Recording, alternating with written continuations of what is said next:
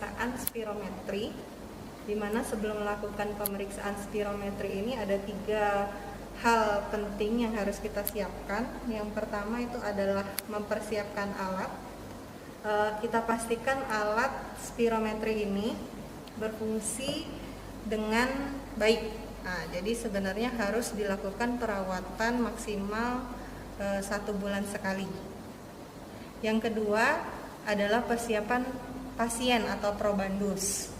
Jadi pasien ini maksimal 2 jam sebelum pemeriksaan ini dilarang merokok, kemudian dilarang mengkonsumsi minuman atau makanan yang mengandung kafein. Nah, kemudian pasien dipastikan petunjuk cara melakukan pemeriksaan spirometri ini. Jadi akan ada 2 pemeriksaan spirometri. Yang pertama pemeriksaan kapasitas vital paru atau biasa dikenal dengan pemeriksaan lambat. Yang kedua adalah pemeriksaan kapasitas vital paksa atau biasa dikenal dengan kapasitas vital cepat. Untuk langkah-langkah pemeriksaan spirometri ini, pertama kita hidupkan alat spirometri, ya, dari ini mati, dalam posisi mati kita hidupkan, pencet di sini.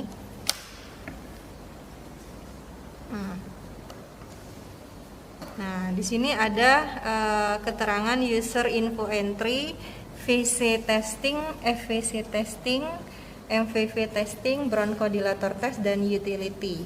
Nah, kita akan memasukkan data mengenai pasien yang akan dilakukan pemeriksaan. Yang pertama adalah pemeriksaan VC testing.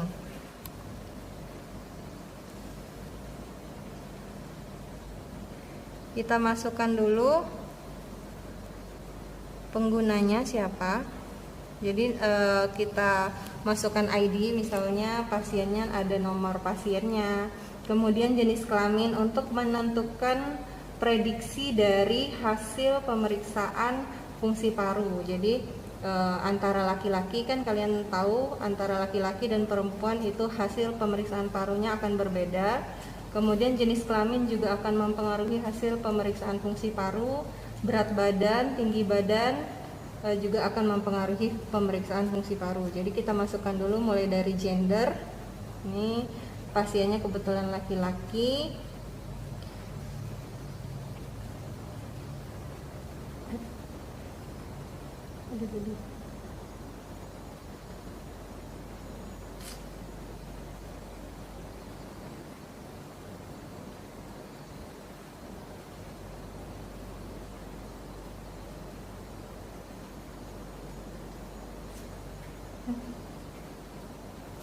Bentar.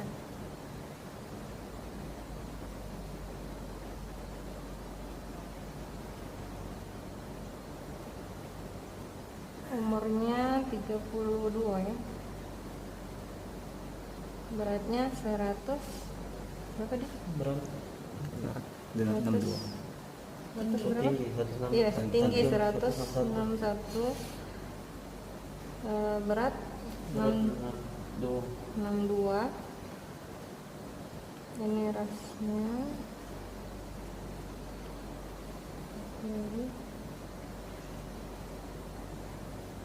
Asia.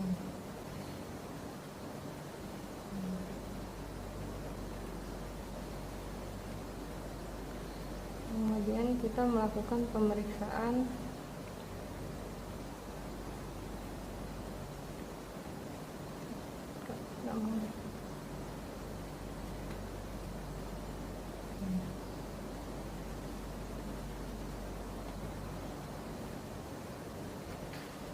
Oke.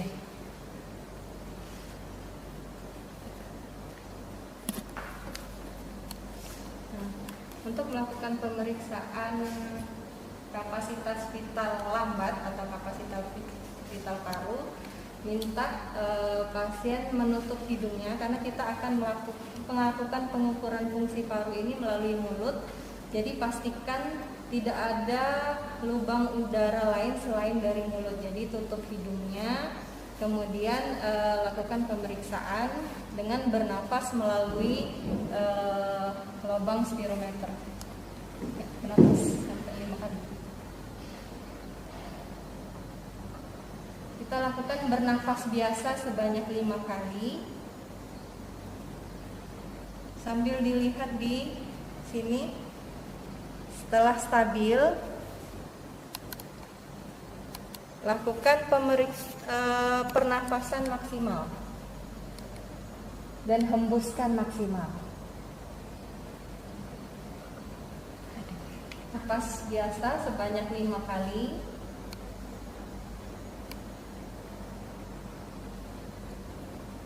Lakukan nafas maksimal dan hembuskan maksimal. Bisa dilihat hasil maksimalnya dihembuskan. Untuk pemeriksaan spirometri yang kedua, kita akan mengukur volume ekspirasi paksa 1 detik pertama atau FEV1.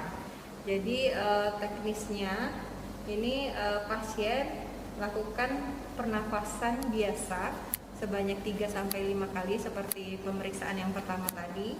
Kemudian dilanjutkan dengan inspirasi maksimal dan dilanjutkan dengan ekspirasi maksimal detik pertama. Nah, jadi kita lakukan nafas biasa,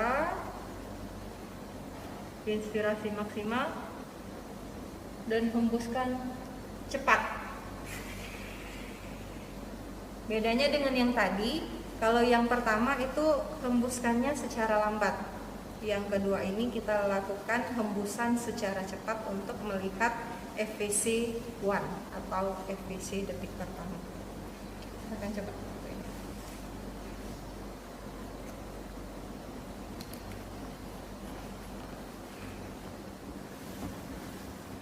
Biasa, nafas biasa, nafas biasa, tarik nafas maksimal,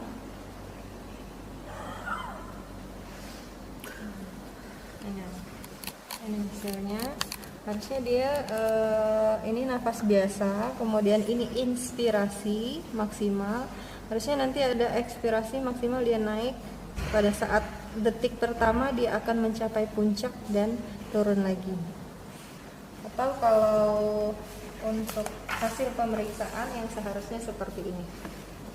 Nah, ini pada saat melakukan nafas biasa, kemudian pada saat melakukan manuver inspirasi maksimal.